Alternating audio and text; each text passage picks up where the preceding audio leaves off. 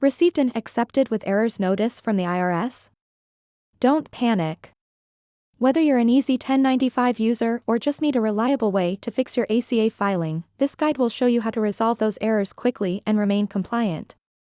Step 1. Secure your data.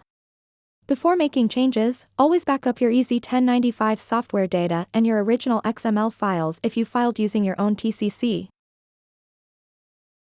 Step 2. Download your error report. Retrieve the detailed error description directly from the IRS accepted with errors status message or from your client portal if you e-filed ACA forms with our service. Step 3. Analyze and identify. Now, you need to pinpoint exactly which forms triggered the error. Depending on how you filed, you have 3 simple ways to identify the issue. First, if you used our e-filing service, everything is ready for you. The error report will clearly list the form ID, the employee's name, error code, and the error description. Second, if you filed independently using your own TCC, you can use our free Parse ACA Errors tool on the Halfpricesoft website. It's built to translate those complex IRS XML files into clear, easy-to-read information.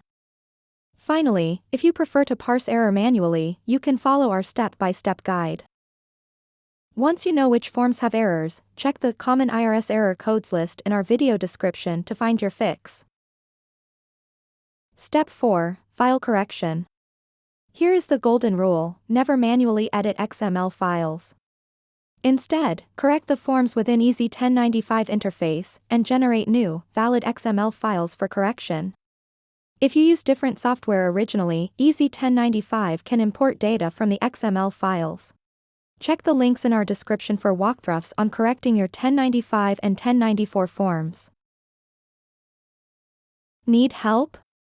Click the Help menu in Easy 1095 for a detailed guide, or visit our support page on the Halfpricesoft website. Make tax season stress-free with Easy 1095.